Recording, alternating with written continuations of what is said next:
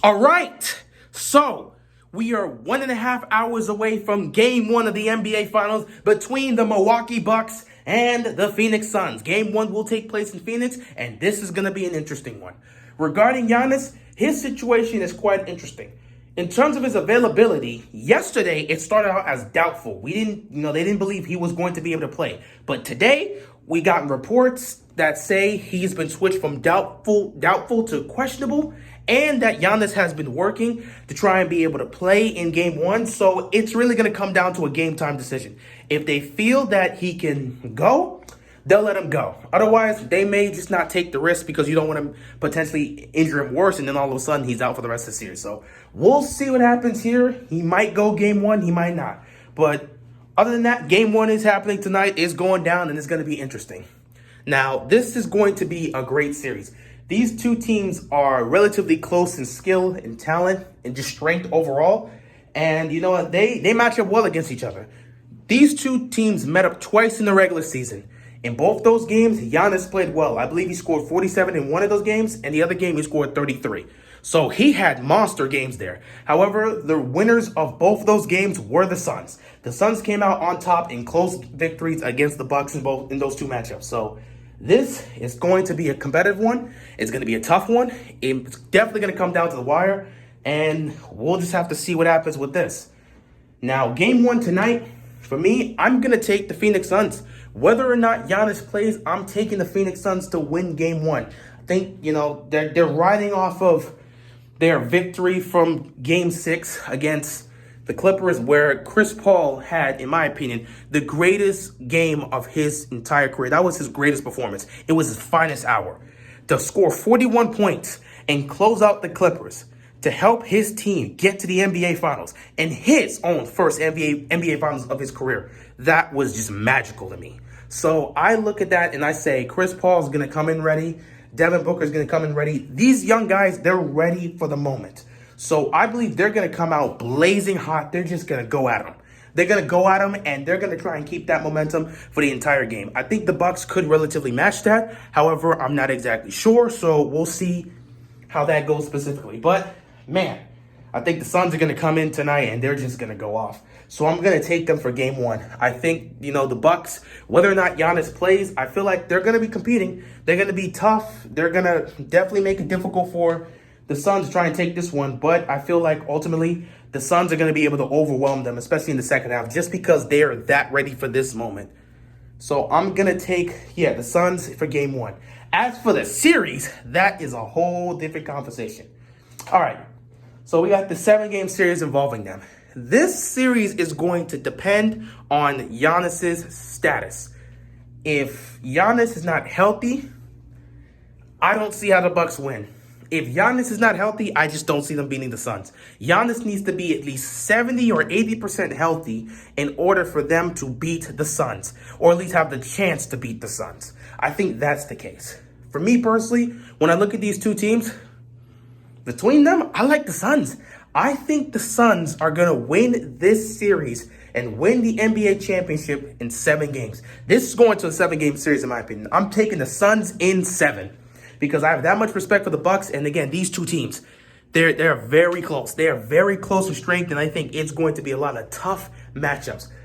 I don't see a blowout tonight, but it could potentially happen, especially if Giannis is not there, depending on how Chris Middleton and Jrue Holiday play. But I'll take the Suns for game 1, and I'll take the Suns in 7.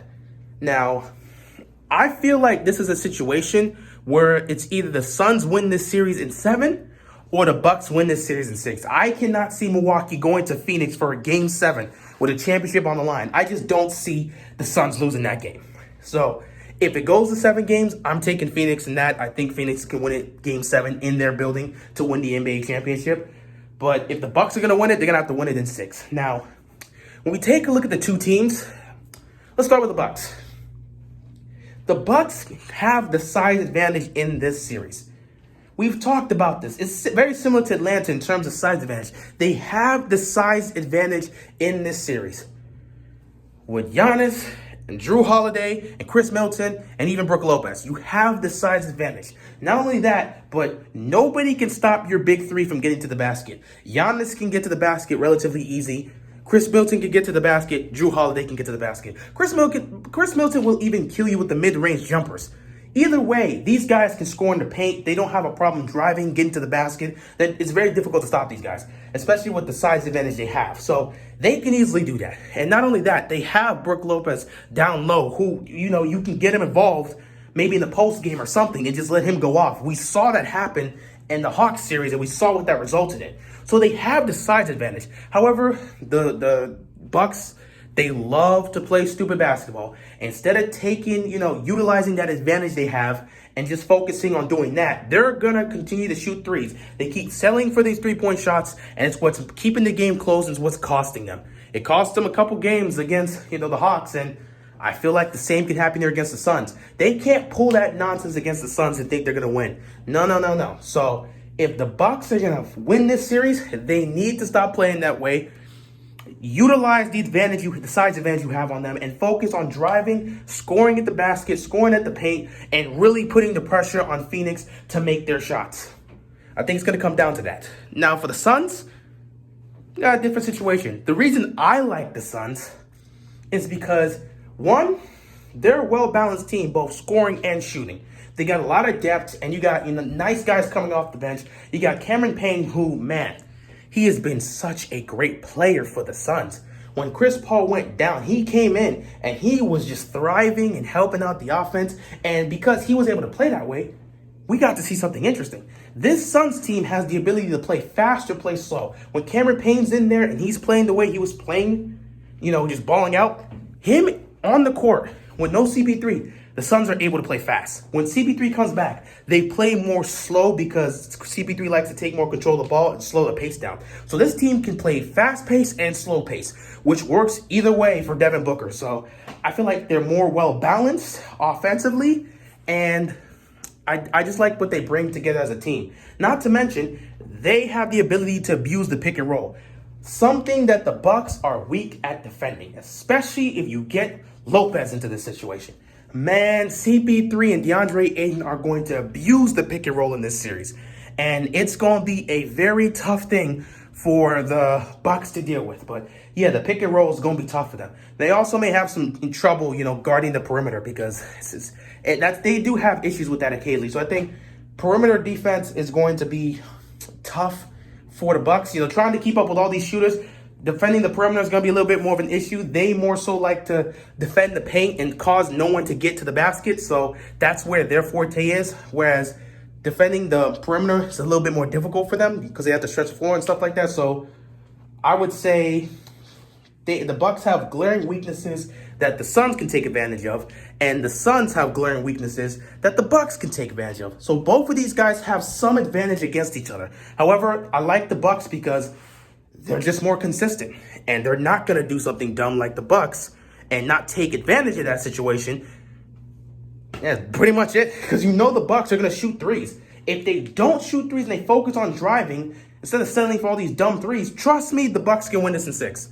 The Bucks can win if Giannis is 80% and they just drive and use their size advantage and they're balling. I'm telling you, the Bucks can win this in 6. However, I don't think it's going to happen. I think the Suns are taking this in 7. Also, another thing to bring up regarding the Bucks, Chris Middleton has been inconsistent.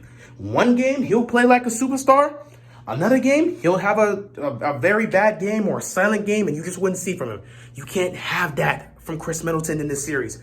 You're probably going to need 3 or 4 great performances from him in this series in order to win.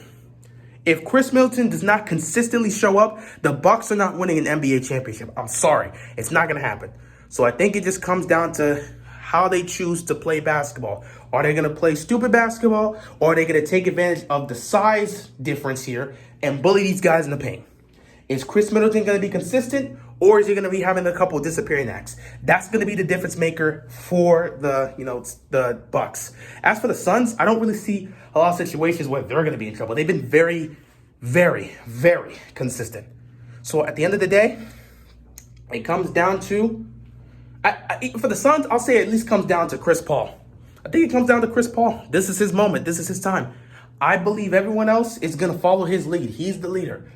there's not a lot of weaknesses I look in this team where I'm like, yeah, that's going to be giving them a problem. They have a weakness, which the Bucks can take advantage of, but still, the Suns are a more consistent team. They're a more well-balanced team. I'm picking them, and ultimately, I think it's Chris Paul's time.